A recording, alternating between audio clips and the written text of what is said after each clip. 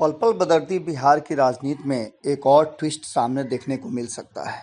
आपको बता दें कि बिहार में राजनीतिक जिस तरह से कदम मिला करके चल रही है और जिस तरह से एक दूसरे को मात देने की बात चल रही है, उसमें कहीं ना कहीं एनडीए और आईएनडीआईए गठबंधन जो दोनों 2024 की तैयारियां कर रहे हैं, उसमें अब ये जोड़ घटाव भी शुरू हो गया है कि कौन कितने पानी में है और कौन किसे मात देगा।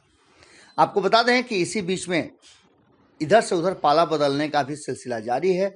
तो वहीं आपको बता दें कि नीतीश कुमार हो या फिर लालू प्रसाद, कांग्रेस या एनडीए गठबंधन में शामिल जो नए दल बिहार से हैं वो हों, सभी कहीं ना कहीं अपनी अपनी तैयारियों में जुटे हुए हैं और हर कोई चाहता है कि अधिक से अधिक बेहतर प्रदर्शन 2024 में कर पाएं। जहां एक तरफ लालू प्रसाद पिछले चुनाव में 2019 में एक भी सीट नहीं जीत करके गए थे, वह उसी में आपको बता दें कि और कई दल थे जो उनके साथ रहते हुए नहीं जीत पाए थे। जीतन राम मांझी 2019 में बिना सीट के रहे थे, हालांकि उनके सांसद अभी तक नहीं जीत पाए थे हैं, लेकिन वहीं जो 2014 में 3 सीट जीत करके आए थे उपेंद्र कुशवाहा, वो भी एक सीट नहीं जीत पाए थे। 5 में से उन्हें एक भी सीट प्राप्त नहीं हुई थी।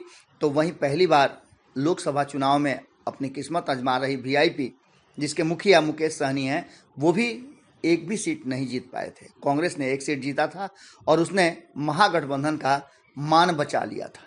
इसी बीच आपको बता दें कि जब फिर से पाला बदलने का काम शुरू हुआ, नीतीश कुमार 2022 में जैसे ही बाहर आए एनडीए से, महागठबंधन में आने के बाद कई पुराने साथी जो हैं वो अपना साथ छोड़ने लगे, दामन छोड़ने लगे महागठबंधन के।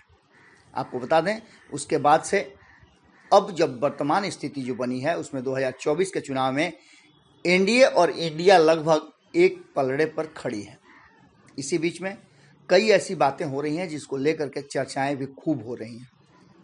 आपको बता दें कि उपेंद्र कुशवाहा लगातार बिहार का दौरा कर रहे हैं और ये कहा भी जा रहा है कि उनकी सबसे पहले भारतीय जनता पार्टी से सब कुछ तय हो गई है। 3 से 5 सीटें उन्हें मिलेंगी, इस बात की चर्चा तो हो ही रही है। इसके साथ साथ कई ऐसी सीटें हैं जिसकी चर्चा हो रही है। कहा तो ये भी जा रहा है कि चाहे वो सुपौल हो, चाहे समस्तीपुर हो, या फिर सीतामढ़ी की बात कर लें, या फिर हमने आपको पहले भी बताया था कि वाल्मीकि नगर मोतिहारी हो या काराकट, इन सभी सीटों पे उनकी दावेदारी के कयास लगाए जा रहे हैं। चर्चाएं भी खूब चल रही हैं। इसी बीच में कई बैठकें करके उपेंद्र कुशवाहा ने अपनी टीम को मजबूती प्रदान की है और उनकी टीम काफ़ी मजबूत दिखाई भी दे रही है।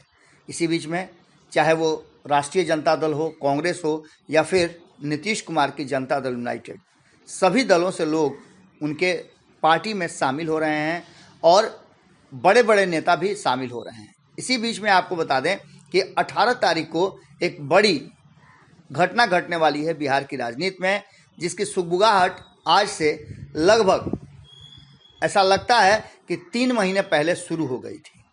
आपको बता दें कि इस चर्चा में सबसे बड़ी चर्चा ये है कि एक सांसद है, पूर्व सांसद, जो उपेंद्र कुशवाहा की पार्टी में शामिल होने वाले हैं। उन्होंने पहले भी कई तरह की बातें की थी।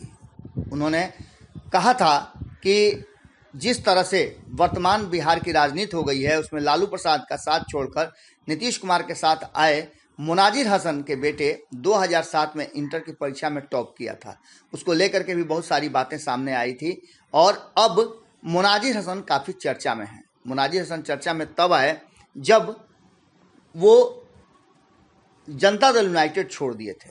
इस सारी बातों को लेकर के सामने जो तथ्य आए थे, उन तथ्यों के आधार पर एक बात तो साफ नजर आई थी कि इस पूरी कहानी का एक अलग जो मामला था वो भी साफ नजर आ रहा था।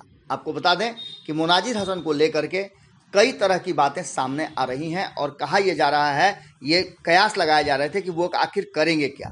तो आपको बता दें कि मुनाजिर हसन को लेकर के जो बातें चर्चाएं चल रही थी वो अब सतह पे आने लगी हैं। एक बड़ा झटका देने की तैयारी नीतीश कुमार ने कर लिया है। मुनाजिर हसन जो कि एक भारतीय राजनीतिज्ञ हैं, 15वीं लोकसभा में 2009 से लेकर 2014 तक भारतीय संसद के सदस्य रहे हैं। बेगूसराय लोकसभा से वो जीत करके आए थे।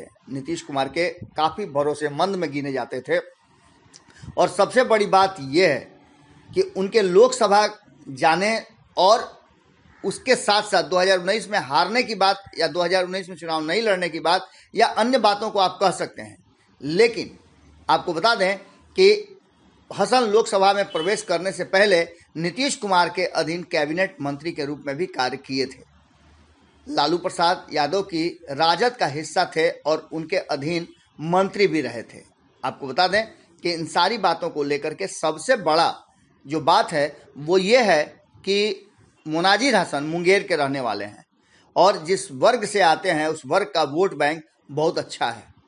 सबसे बड़ी बात यह है कि उनके वोट बैंक का जो असर है, अगर वो दूसरे खेमे में चले जाते हैं तो सीधी तौर पे ये नज़र आएगा कि उनके वोट बैंक का से काफ़ी प्रभावित होंगे ललन सिंह, क्योंकि मुंगेर ही उनका घर है और मुंगेर में वो कहीं ना कहीं बड़ी मजबूती के साथ अपने वोट बैंक को ट्रांसफ़र करने की क्षमता रखते हैं।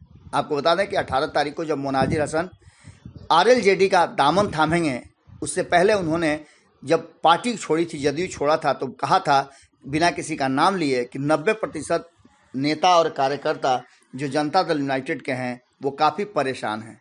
उन्होंने इस्तीफा देते हुए ये कहा था कि अल्पसंख्यकों के साथ दोनों ने या कहा जाए तो तीनों ने, चाहे वो कांग्रेस हो, आरजेडी हो या फिर जनता दल यूनाइटेड, उपेक्षा किया है, सिर्फ उन्हें वोट बैंक समझा है। इतना ही नहीं, शहाबुद्दीन का नाम लेकर के भी उन्होंने कहा था कि शहाबुद्दीन के साथ जो कुछ भी हुआ, यहाँ तक कि उनकी अर्थी को भी, यहाँ उनके मृत शरीर को भी बिहार नहीं आने देना और नहीं लाना, ये कहीं ना कहीं एक बड़ी बात थी, जिसको लेकर के मुनाजिर हसन ने कई तरह के आरोप लगाए थे। अब जनता दल यूनाइटेड को झटका देने के बाद कहीं ना कहीं उन्होंने कांग्रेस और राष्ट्रीय जनता दल पर भी प्रहार किए हैं। अब जब वो 18 तारीख को आरएलजेडी का दामन थामेंगे तो उसके बाद एक नई पारी की शुरुआत होगी और देखना दिलचस्प होगा कि अब आगे क्या होता है। जुड़े रहिएगा भारत लाइव के साथ। हमारी पूरी नज़र बिहार की राजनीति में होने वाली हर छोटी बड़ी घटना पर है। बहुत बहुत धन्यवाद। अगर ये वीडियो पसंद आई और वह बिहार के राजनीति और बिहारियत से सरोकार रखेनी तो सब्सक्राइब बटन दबा के चैनल के सब्सक्राइब कर ली। ओजे एगो घंटी बा, ओकरा बटन दबा देला से कुल सटीक और मारक खबर रुआ मुफ्त में मिल जाई। अगर रुआ पत्रकारिता के हमनी के नया प्रयोग में सहयोग कर चाहतानी तो ज्वाइन बटन दबा दी। पेटीएम नंबर नोट कर ली 9386816700। धन्यवाद।